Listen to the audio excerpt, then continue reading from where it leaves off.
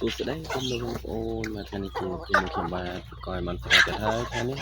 ខ្ញុំបាទមកថតពីសកម្មភាពដាក់ចំណីអមនស្រីដែលយើងចិញ្ចឹមលក្ខណៈគ្រួសារទៀតហើយបាទបងប្អូនបងប្អូនចូលចិត្តវីដេអូនេះបាទកុំភ្លេចជួយចុចជាវឬសម្រាប់ដឹងជូនខ្ញុំបាទមកផងដើម្បីបាទបានទស្សនានិងបានដឹងពីរបៀបចិញ្ចឹមមនស្រីលក្ខណៈគ្រួសារជាបន្តទៀតបាទ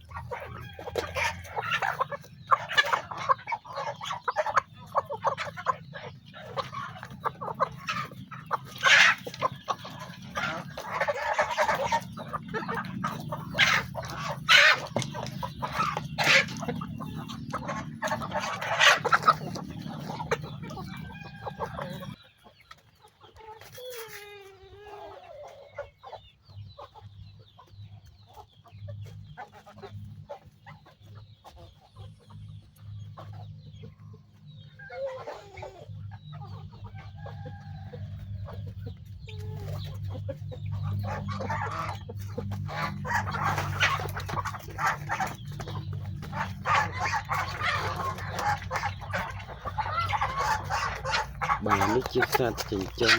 ដែលខ្ញុំចិញ្ចឹមលក្ខណៈគ្រួសាររបស់ខ្ញុំគឺមានមនមានទាមានកងានបាទ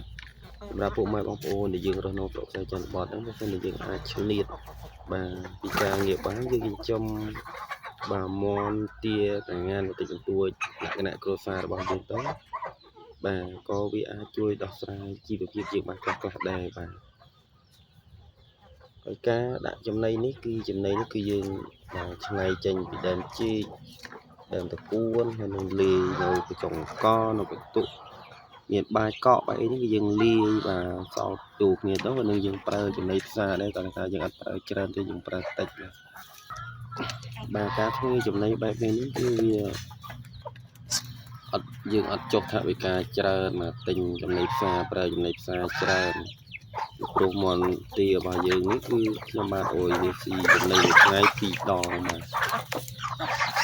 ពេលព្រឹកពេលល្ងាចបាទពេលព្រឹកទៅយើងដាក់ឲ្យស៊ីម្សាពេលល្ងាចយើងដាក់ម្សាទៀតបាទពេលចឹងទៅវាអត់សូវចុះថវិកាទេបើយើងប្រើចំណីផ្សារសុនគុំបងប្អូនឧបមាថាមីមនខ្ញុំនេះគឺប៉ុណ្ណឹងក៏វាចុះថវិកាច្រើនដែរបាទហើយសម្រាប់ដែលមេមនបើមិនយើងឲ្យស៊ីចំណីផ្សារសុទ្ធគឺពកអត់ល្អទេបងប្អូនពកអត់ផ្លែទេ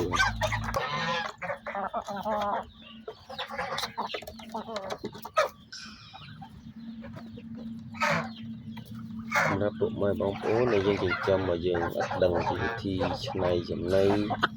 ពីថែទាំវាអីហ្នឹងក៏វាបាទអត់សូវបានផលដល់ដូចមេមនខ្ញុំនេះបាទគឺខ្ញុំឆ្នៃចំណីឲ្យវាស៊ីបែបហ្នឹងបាទគឺមានដើមចេកដើមតពួនយើងចិញ្ច្រាំវាឲ្យម៉ត់ទៅយើងយកទៅលាយជាមួយស្រូវជាមួយកង្កជាមួយកន្ទុកហើយនឹងយើងប្រើចំណីផ្សារដែរតែយើងប្រើតិចបាទយើងអត់ប្រើច្រើនទេហើយក៏បានបញ្ជាក់ដែរគឺមេមនរបស់ខ្ញុំនេះក៏ទៅខ្ញុំចាក់ថ្នាំការពារអសន្នរោគដែរព្រោះបងប្អូនគឺការចាក់ថ្នាំវាសំខាន់ណាស់បើមិនតែយើងចិញ្ចឹមហើយយើងអត់បាទចាក់វ៉ាក់សាំងដូចជាមេមននេះអាមកទៅយើងចាក់វ៉ាក់សាំងហើយអាមកធំនេះយើងចាក់ថ្នាំការពារអសន្នរោគទៅបើមិនយើងអត់ចាក់ទេបាទវាអាចមានជំងឺវាយលុកអីគឺវាឆាប់ចូលមកដល់មនយើងបើយើងចាក់ការពារបាទគឺវាមិនងាយទេបងប្អូនបាទនេះជាការចិញ្ចឹមជាបទពិសោធន៍ដែលខ្ញុំធ្លាប់ចិញ្ចឹមកន្លងមកហ្នឹងពីមុនខ្ញុំចិញ្ចឹមបាទអត់ដែលចាក់ថ្នាំការពារអសន្នរោគអីហ្នឹងគឺបាទភាគច្រើនពួកបងប្អូនពេលមានជំងឺវាយលុកចូលមកគឺអត់ដឹងសល់ទេតាំងពីខ្ញុំដឹងពីវិធីសាស្ត្រហ្នឹងមកក៏ខ្ញុំ ចាក់ឆ្នាំការពីអសន្តរោគខ្ញុំឆ្នៃចំណីបែបធម្មជាតិឲ្យវាស៊ីយ៉ាងទៅគឺវាល្អវាអត់ដែលមានបញ្ហាប៉ះពាល់អីទេបាទ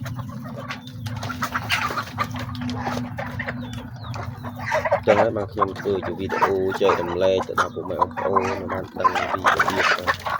ពីចំមន់ហើយកមន់ខ្លាយចំណីឲ្យមន់ទីបាទ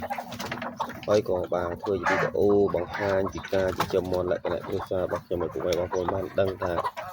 យើងនៅផ្ទះបាទយើងស្ទាបពីការងារបានយើងចិញ្ចឹមមន់ទៅតែវាដោះស្រាយជីវភាពយើងបានខ្លះដែរក្នុងបងប្អូនដូចជាតម្លៃហាងឈីងមន់បាទគឺតម្លៃសមរម្យហើយបាទរឿងមន់នេះគឺព្រឹកឡើងគឺយើងអត់ពិបាកយកទៅលុបដល់ទីផ្សារទេខ្ញុំនៅមានមួយមករកឯងបាទព្រោះយើងចិញ្ចឹមច្រើនហើយបាទគឺមានតែគេកំងយើងបាទអញ្ចឹងហើយយើងអាចឆ្លៀតបានទេយើងដោះស្រាយជីវភាពយើងបានតិចតួចដែលយើងចិញ្ចឹមច្រើនក៏វាបានច្រើនទៅតាមនឹងដែរគាត់នៅតាមពុកម៉ែបងប្អូនខ្លះពេលដែលគាត់ចិញ្ចឹមទៅគាត់អត់ដឹងពីវិធីទៅតមវិធីលាយចំណីធ្វើចំណីធ្វើអីទៅគាត់ចិញ្ចឹមទៅអត់ទៅចំណេញបាទបានកូនមកហើយកូនងាប់អស់ទៅវិញ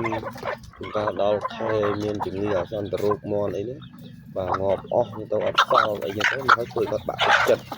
នេះគឺវិធីនេះគឺមកពីយើងអត់ដឹងពីវិធីធ្វើពំវាបាទវិធីចិញ្ចឹម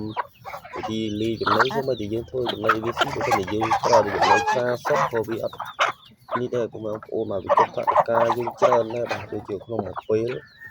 ដូចដែលក្នុងមួយពេលប្រមាណយើងច្រើនអញ្ចឹងគឺយើងអត់ស៊ី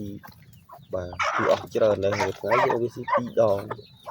បាទហើយ2ដងនេះបើយើងគិតចំណីផ្សារមិនអស់តិចទេបងប្អូនវាស៊ីច្រើនហើយមេមករបស់យើងនេះក៏វាពងអត់ទៅល្អដែរបាទពងវាអត់ខ្លោហើយពងអត់ទៅច្រើនទេយើងដាក់លីចំណីដែរដូចដើមជីដើមប្រពន្ធមានជាតិត្រជាក់បាទតែយើងដាក់យ៉ាងទៅពេលវាស៊ីទៅគឺវាបាទត្រជាក់ខ្លួនហ្នឹងវាពងច្រើនពងខ្លោទៀតបាទហើយចូលមកទីគូនញោមមកគូននេះមានសុខភាពល្អដែរបងប្អូនតែគាត់ថាពេលដែលញោមមកយើង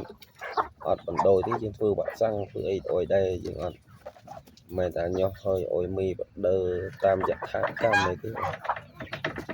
នេះគឺជាបទពិសោធន៍ដែលខ្ញុំធ្លាប់មានកន្លងមកបាទអញ្ចឹងខ្ញុំក៏ធ្វើជាវីដេអូចែករំលែកទៅដល់បងប្អូនឲ្យបានដឹងគ្នាបាទហើយយើងចិញ្ចឹមតើយើងដឹងពីវិធីអញ្ចឹងដែរបើយើងអត់ដឹងទេគឺយើងអត់បានផលទេបាទ